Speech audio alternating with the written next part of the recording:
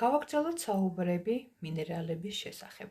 წინა გადაცემაში ზოგიერთი მათგანი აღვწერეთ და აღვნიშნეთ, რომ ქვას გააჩნია როგორც დადებითი, ასევე უარყოფითი თვისებებიც. განვიხილოთ ზოგიერთი მათგანი.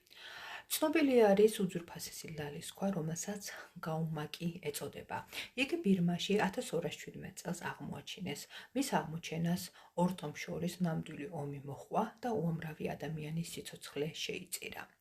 მე-19 საუკუნის 20-იან წლებში ინდოეთის ერთ-ერთი ტაძრიდან მოიპარეს უძვირფასესი ზურმუხტის ქვა.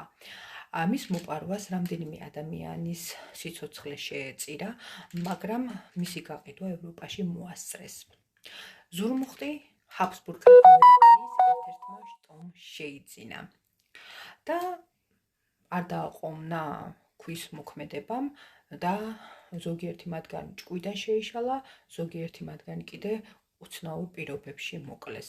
მათ ქვა გაყიდეს და როგორც ცნობილი არის, მისი ბოლომფლობელი იყო რუსეთის იმპერატორი ნიკოლოზ მეორე.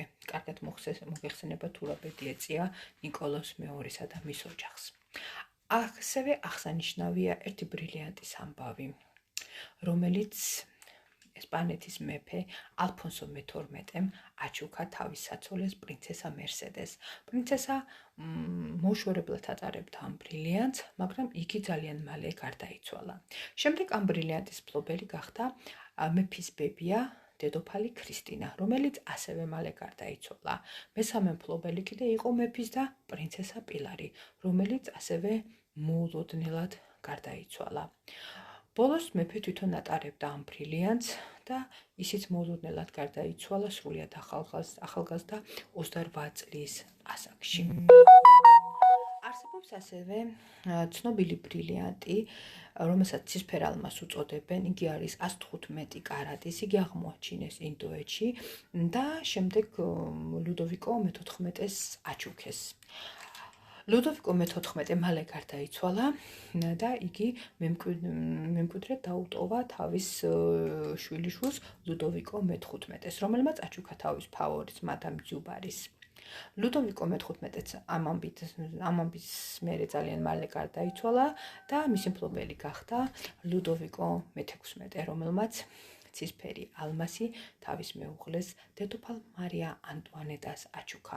მოგეხსენებათ, რომ მარია ანტუანეტასა და მადამ ძუბარის მდგომარეობა საფრანგეთის რევოლუციის დროს ფრიად სავალალო იყო, ვინაიდან ისინი სიკვდილით დასაჯეს, მათ გილიოტინაზე მოჰკვეთეს თავი.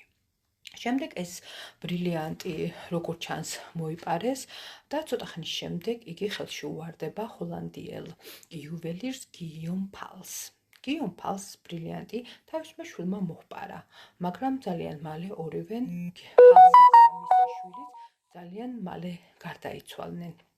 შემდეგ 1820 წელს ბრილიანტი შეიძინა ინგლისის მეფე გეორგ მე-4-მ, მაგრამ იგი ძალიან მალე ჭკვიდან შეიშალა. ამის შემდეგ ცისფერი ალმასის მფლობელი არის ბანკირი ჰოუპი. მან ცისფერ ალმასს უწოდა იმედი და იგი მემკვიდრეობით დაუტოვა თავის შვილიშვილს. შვილიშვილმა კი ალმასი ბანკოში წააგო ბიზნესმენ ფრენკელთან, რომელიც ძალიან მალე გაკოტრდა და გარდაიცვალა. ცისფერი ალმასი ამის შემდეგ გაყიდეს აუქციონზე და მისი ახალი მფლობელი გახდა თურქეთის სულთანი აბდულ-ჰამიდი, რომელმაც თავის ფავორიტს ზელმას აჩუქა ალმასი, მაგრამ ეჭვიანობის ნიადაგზე იგი ძალიან მალე სიცოცხლეს გამოასალმა და თვითონაც ჭკვიდან შეცდა და გარდაიცვალა. ამის შემდეგ ბრილიანტის მფლობელი არის ბერძენი მანტარიდასი, რომელიც თავისი ცოლშვილით ძალიან მალე დაიღუპა. მისი ბოლო მფლობელი იყო რუსეთთან ემიგრირებული, საფრანგეთში ემიგრირებული თავადი კალიტოვსკი, მაგრამ მალე ისიც პარიზის ქუჩებში მკვდარი იპოვეს. ეხლა ამჟამად ცისფერი ალმასი ამერიკის სმითსონის უნივერსიტეტის საკუთრება. ასე რომ ძვირფასო მეგობრებო, ძალიან დიდი სიფრთხილე და ცუდნა გვმართებს, როდესაც ჩვენ მინერალებს ვირჩევთ სამკაულებად.